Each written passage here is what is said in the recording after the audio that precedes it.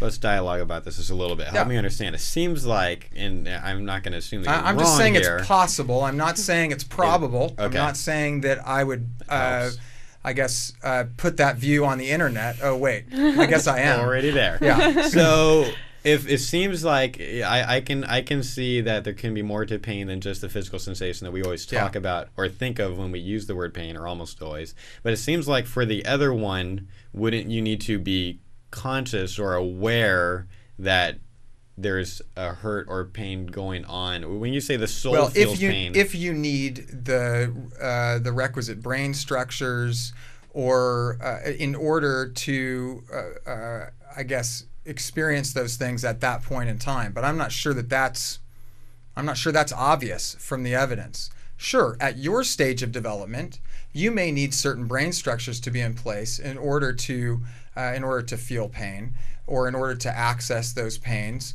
But an embryo might not. Do you have any evidence that no, you this can is pure. feel This is just pure speculation. This is speculation. But it's not speculation just out of my hat. I mean, just pulled out of my hat. It's speculation based on the nature of what a pain is.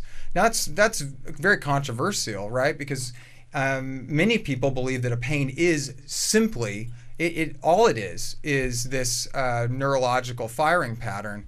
I just take issue with that because I think there's more to pain. Okay. It's not identical to that firing pattern. So, because we could do that for 12 more minutes, and I'm not, would you agree is highly unlikely that we could ever prove that's what's actually happening? Yes, because it's hard to talk to embryos at one day after conception. Really hard. And hard to get any first-person testimony from them. Absolutely. We're never going to be able to demonstrate that without perhaps some kind of revelation from God, perhaps. Right. If God exists and he reveals that to somebody, in a way that was evidential, yeah, maybe. But for our purposes, no. Right. I'm going to add one thing, too. Even though we've talked about not wanting to assume what she's thought, right. I will make an assumption to the fact that I think she's probably talking more about the physical pain that they're feeling, because that would be my guess. That's a really good point. So from just even... So you might not care if an embryo has some kind of a soul pain that but I speculate on. Yeah, and I think for our purposes, we can probably move on from the discussion of these intricacies of pain. But yeah, I think you're making a good point. I wouldn't, just for the sake of the record, I wouldn't make this distinction between a physical pain and a soulish pain. Okay. I mean, I think pain just is something that's non-physical.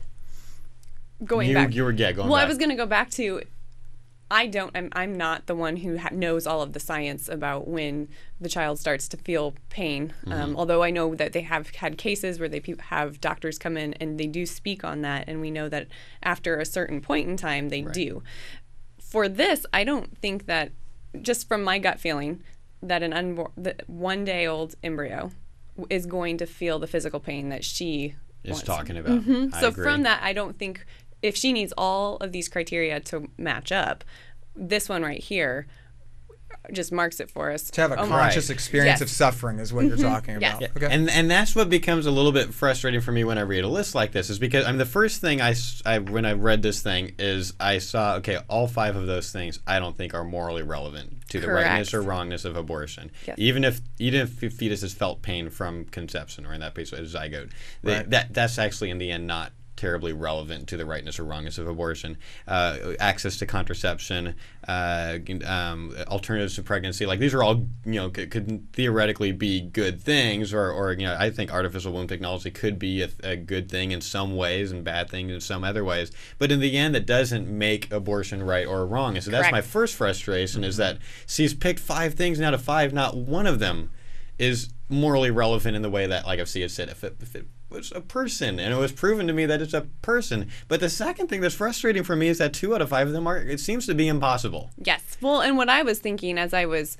listening to each of these being stated is, if she's willing to, if these things happen, if she was very open-minded as to these were reasons in which she really truly felt she needed to be pro-choice, then would she be willing, if she discovered that these aren't good reasons to be pro-choice, would she be willing to switch to reasons that maybe would be? That's a great question. And so I was like, how could I graciously ask those questions or even ask, do you realize that what you've laid out here is not... The bar is so high, no one could ever meet it. It becomes a bigger question. In fact, that's how I'm going to title this episode. How do you respond to impossible pro-choicers? If you had someone on campus that basically gave you this 5 criteria and said, okay, I become pro-life if you could prove the fetus felt pain from conception, and if we had 100% effective contraception. Like, how do you, what do you do? Yeah. One thing... Sometimes what I do is like to just listen, just listen for a long time and really see where they're coming from. But even challenge them and let's say, just tell them straight out, let's say that I can't. Let's say that I can't prove these things, but what if I had reasons that actually trumped this? Or if I had something that I could give you reasons that would make the arguments you have not be legitimate, would you be willing to hear those and see if maybe you would be willing to at least consider the options that I'm providing for you? Starting with, is the unborn, do you believe the unborn is a human being? So it's almost like, Becca, if I'm understanding your direction there, is you are almost wanting to replace that list. If he puts before you a list of five I guess relevant ideas that you could never meet, or a standard you could never meet, you want to say, well, let's say we couldn't meet those, but there was this other standard that was actually more important, like whether or not the embryo is a human being. Is yes, that and not the state approach? right away that mine absolutely are. Let's consider them. Let's consider what if there are other reasons that are more important. Because if I can't meet the criteria, I'm not going to try to make it up and try to meet the criteria. Good for you. Just thank you for being that way. I think that's really important. That you're just not making up facts as you go. I agree with that. Yeah. After the blogger list the 5 things, actually, I mean, she's already thinking probably where we were gonna, where people like me would go with this, because her paragraph after the list of 5, she says, you will note that this is a pretty tall order. Yeah, that's an understatement. Actually impossible. Yeah. But she says, I would not be inclined to be anti-abortion even if women had perfect access to and knowledge of birth control, were never forced to have non-consensual sex, and would never die from self-abortion. That's the other one. That, I mean, there's no way that would ever, like, we could ever say there was never ever unless you anyone, took away everybody's freedom to do anything, which would is be just odd. No one wants to do that. She says unwanted pregnancies could still happen, and if the fetus cannot feel pain and there is no reasonable alternative to abortion, I will not deny a woman abortion. But that is not the same as saying I could never become anti-abortion.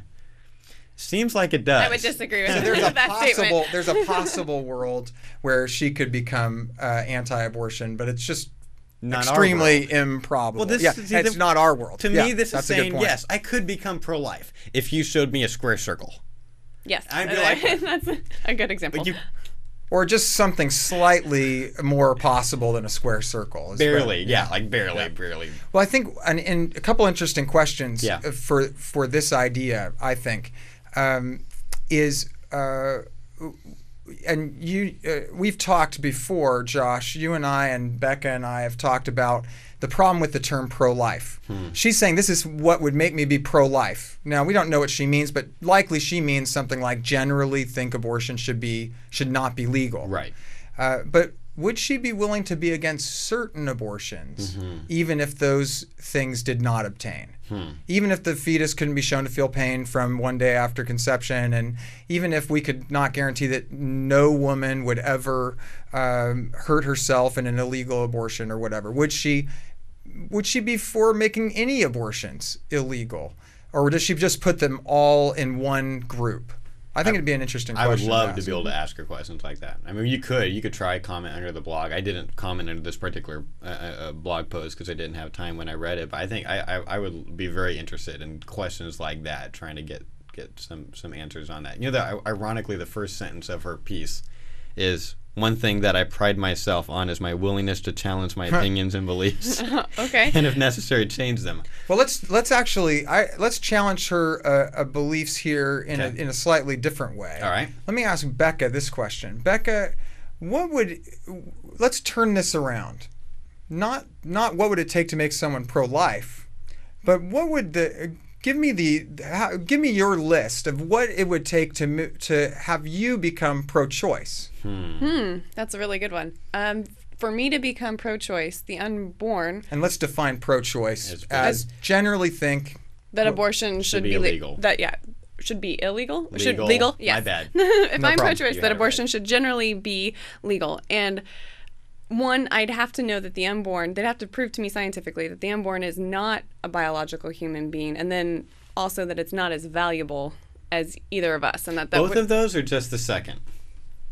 just the second. If it's not as valuable, I guess, yeah. If it wouldn't have the So same they value could prove to you that it was the embryo was an ape, but it was actually as valuable as or it wasn't as valuable. It would be the than- other way around. Like you could prove to me that technically it has human DNA, but if we were able to deduce with really strong philosophy that it's actually not valuable Okay, I until see it what you're becomes saying. Yeah. conscious. Sure. And that it's not going to take away even like the equality that we should deserve as born human beings, that it doesn't fall under those same realms, or that it doesn't deserve the same rights. Wouldn't justify infanticide, for example. Correct. Things like And that. really that is the main thing for me, that if somebody was going to make me pro-choice, So there's no number of back alley abortions that could take place to make you pro-choice, or there's no number of circumstances that would be so serious that it would make you pro-choice. You would have one thing on your list, it sounds like.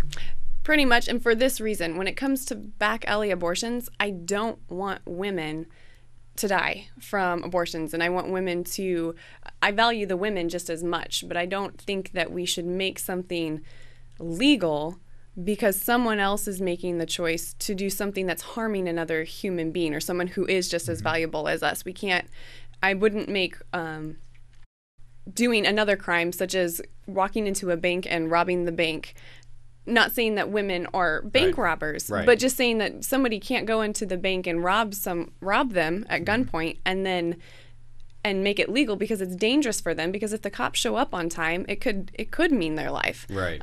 But that you don't change morals. You don't change the law for You don't that. change the law, yeah, Scott basically. Klusendorf what says, why should we fault the law for making it more dangerous to kill innocent people? Correct. So I want women to be safe, but I would rather that women just have the resources that they need. I think she makes a good point. She wants women to have the resources that they need so that Absolutely. they don't want the abortions. Right. And I think that's a great solution, but I don't think the way she has it spun is the correct way. And a related item that I would put on my list, that you could maybe put these in the same item, but if someone could show me that with conclusive evidence that God doesn't exist, or there's no value giver in the universe, and that none of us really have any value, well then I guess I would be willing to become pro-choice Right. for that, but that would also lead to a whole lot of other implications that none of us want to countenance. Right. So, but there would be some other things like that on my list. You could show that nothing matters, for example, like nothing in the universe matters. It's just a meaningless bunch of molecules all banging together, bumping together, and coming out with these different chemicals and these different Somehow you and I atoms. came into existence because of it. Yeah, but if everything's meaningless, then yeah, I think probably a law that allows abortion would be fine. I'll just say if But I don't think, just for clarity, Yeah. I don't think it's meaningless. I don't think it's meaningless either. I saw there are some pretty also I would not impossible, but there are some pretty major things that are also keep helping us to be pro-life. But we are open. I believe all of us in this room are legitimately open to changing our mind. Of course, we'd have to take down the whole studio, and we'd change everything that we do with our lives. But it is possible. No, but show us the unborn is not a human being with the same value that you and I have, and yeah, we would. And that is a challenge for my pro-choice friends.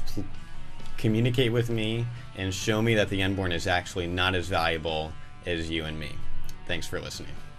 You've been watching Life Report, pro-life talk, real world answers. Life Report is produced by Right to Life of Central California. Visit their website at fresnoprolife.org.